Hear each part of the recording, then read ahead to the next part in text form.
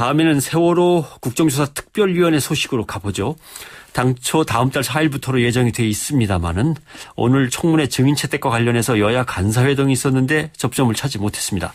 관련해서 야당 간사인 새정치민주연합의 김현미 의원을 저희가 연결해서 얘기를 들어보려고 합니다.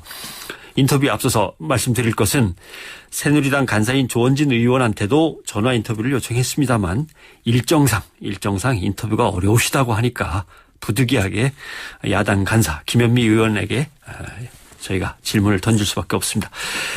김 의원님 안녕하십니까?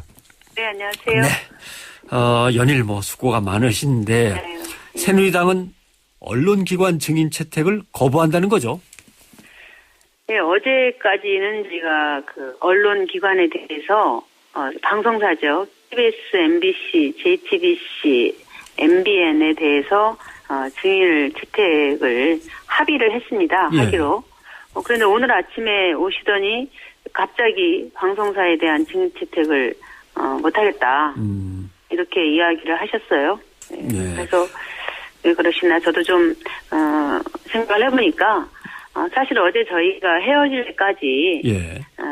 나흘 동안의 청문회를 하는데 첫째 날, 둘째 날은 거의 합의가 되고요. 세 번째 날이 언론과 검경 수사 부분인데 언론 부분에 대해서는 그렇게 문제제기 하셨고 나흘째 되는 게 정부 대응과 간접원인 부분인데 여기에 이제 정부의 핵심 권력에 계신 분들이 있습니다.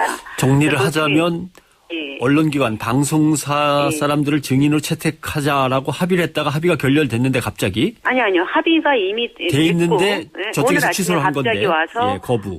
갑자기. 근데 먼저 번복을 제안한 한 거 거죠. 아닙니까? 손석희 사장 같은 경우 여당이 먼저 하자 그런 거 아닙니까? 새누리당이 제안했죠. 새누리당이 손석희 JTBC 사장님과 보도국장, MBN의 회장님, 사장님, 보도국장 등등을 제안을 하셨죠. 예. 그리고 자기들이 어제까지는 그렇게 하겠다고 했는데 오늘 와가지고 갑자기 모든 언론사를 방송사를 하지 않겠다 이렇게 예. 입장을 바꿨죠. 결국 그러면 두 번째로 말씀하신 거 네. 자기네가 먼저 제안한 사람까지도 다시 예. 거부하는 것은 그 다음에 나올 중요한 청와대의 요인들이나 이런 사람들을 피해가기 위해서 그런 것이다라고 보시는 건가요? 저희가 볼 때는 그게 아니고 원래는 다 합의됐는데 예. 어제 합의가 안 된 분은 사실상에는 세 분이에요. 예. 청와대 김기춘 비서실장하고 정호성 제1부속실장하고 유종복 전 안전행정부 장관 세 분인데 예. 어제는 이제 이 세 분 때문에 합의가 안 되니까 예. 이게 이제 권력의 핵심 때문에 안 된다 이렇게 이제 쭉 언론 보도가 나가니까 새누리당에서 그 흐름을 바꾸기 위해서 갑자기 언론기관 문제를 들고 나온 거죠. 예. 그래서 언론 때문에 안 하겠다 이렇게 이야기를 하고 청와대 얘기는 하지도 않고 가셔버리더라고요. 슬그머니 묻고 지나가려고 한다 이 말씀이에요. 예. 그래서 제가 오전에 우리 당에서 회의를 해서 새누리당이 청와대를 피하기 위해서 언론을 이렇게 장막으로 이용하는 것 같으니까 예. 언론 새누리당이 원하는 대로 다 하지 말자. 대신 이번 세월호 사건의 핵심은 청와대와 그 정부 기관에 있기 때문에 수습이라는 측면에서는 그 부분에 대해서 증인 채택을 하자 이렇게 이야기를 했더니 그 다음부터는 협상에 응하지 않고 있는 상태입니다. 예. 청와대 김기춘 청와대 비서실장, 그다음에 유정복 전 안행부 장관, 정호성 그리고 청와대 제일 부속비서관. 예. 정호성 비서관을 증인으로 꼭 채택해야 되는 이유는 뭡니까?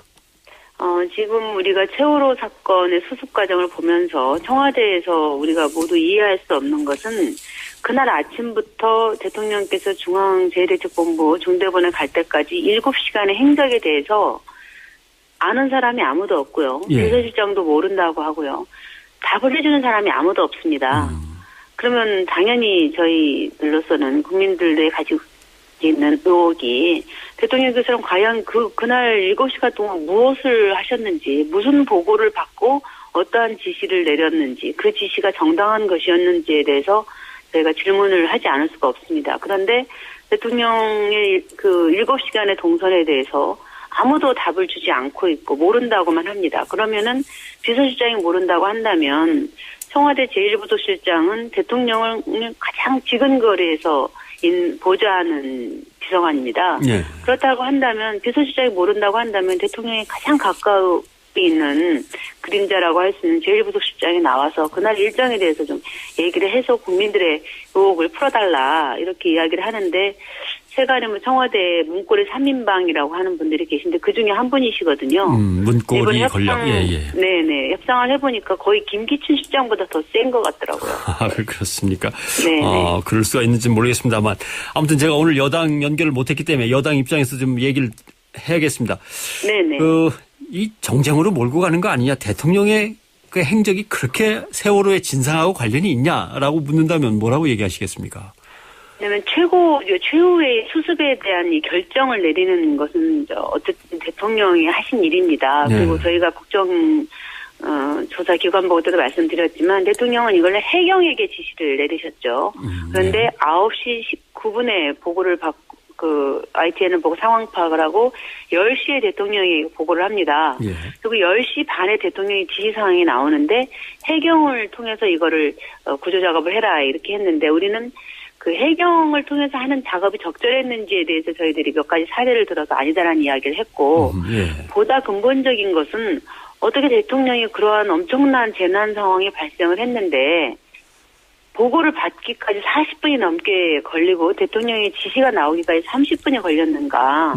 그런데 10시 30분 대통령이 해경에 지시했을 그 시간은 배가 전복된 시간이거든요. 예.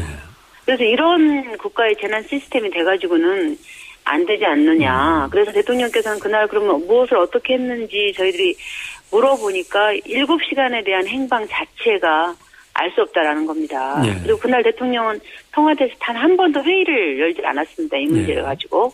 그리고 대통령에게 직접 얼굴을 보고 보고한 사람도 한 명도 없습니다. 네, 그렇다고 한다면 이런 재난 시스템이라면 재난 극복 시스템이라고 한다면 정말 문제가 있는 거 아닙니까? 예, 오늘 여기까지 드려야 될 것 같습니다. 계속해서 좀 많이 수고를 해주셔서 속 시원한 진상규명 기대하겠습니다. 고맙습니다. 네, 고맙습니다. 네.